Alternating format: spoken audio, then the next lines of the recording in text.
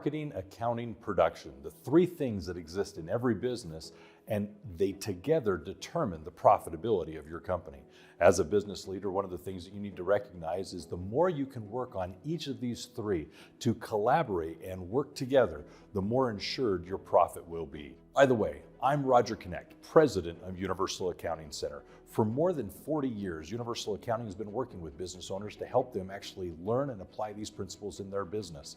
It's been over 10 years now that I've been the third acting president of Universal Accounting, taking these principles far and wide to help you as a business owner work on your business and in fact make profit both intentional and deliberate. In the Black was written by Alan Bostrom. It was actually an homage to his father, Alf, who started the company, Universal Accounting, in 1979. Alf was actually known as the turnaround king.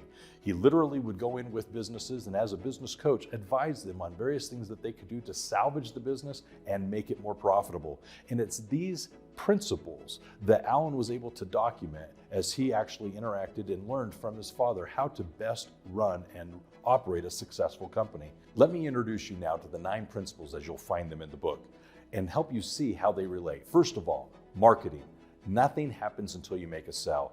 I think too often in business, we've got the shiny object syndrome. There's a lot of things going on in the organization, and sometimes we get distracted away from the most important part of the business, making money. Second, a deal is only a good deal if it's a good deal for both parties. It's recognizing that the customer isn't always right, and sometimes in sales we get overly eager on maybe some of the offerings. Maybe we're unaware of some of the associated costs with fulfilling certain products or services. And this gives you a chance to reflect back on a regular basis and ensure that the pricing is correct, the offer is accurate, and that the customer is being taken care of. Lastly, it's growing your business geometrically. Finding those missed opportunities that exist in business that if you as a business offered something, your customers most likely would actually pay for it. And it's finding what more you can be providing in your business that may become an additional revenue stream in your company. The second in accounting happens to start with cash flow, cash flow, cash flow. Obviously, we want to focus on those things that make it so that we have the funds necessary to run the business. Too often what happens is we end up becoming a bank. We're borrowing money, lending money, rather than actually just being able to pay the bills from the revenue that we're generating from the sales that are coming in. Next is know your business. Too often in business, we do not spend enough time on the financial reports and all the other numbers that exist in the organization, the key performance indicators that determine how the company is performing.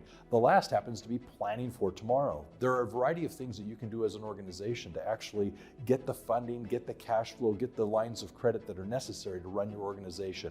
And it's in the book that we address each of these key elements of the accounting process. Next is production. It's here that we want to begin with pouring on the communication. And this is 2 parts. This is specifically focusing on internal communication, setting those things in place that allow the employees to have the proper information that they need to do their jobs, but also communicating with the customer so that we're able to set expectations, manage expectations, and over-deliver on our product and service. Next is improving internal processes. It's really looking at what we can be doing to become more efficient.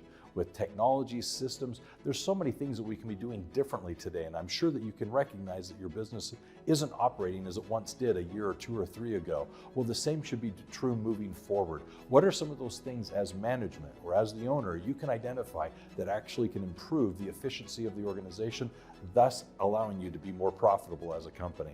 The last is taking what you have and making it better. It's literally looking at what you can do to over-deliver on your product and make the lives of your customers and employees so much better because you as an organization have figured out how to do what you do best even better. And that's a process that you need to consider and evaluate on a regular basis. And this book helps you figure out how. I'm reminded of one example that I think illustrates this so well.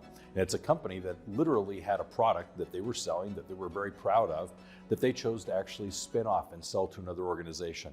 And it's in this process that they failed to realize that with the accounting, they would have known that this was their most profitable product line that they were selling. It literally had the largest margin. However, in an effort to generate cash, they sold off this division of the company, no longer being able to offer that product, and yet it brought in the cash that they needed in the short term, but now all of a sudden they were in the position that their product sales no longer had the margins that it once did. This is a huge problem because although the cash that they needed came in up front, now the business in its long term was in jeopardy.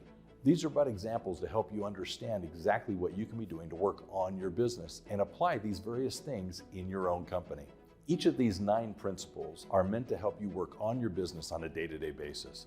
They are specifically designed to help you deliberately focus on profitable activities on the short-term, mid-term, and long-term basis. In addition, there's the wisdom pyramid.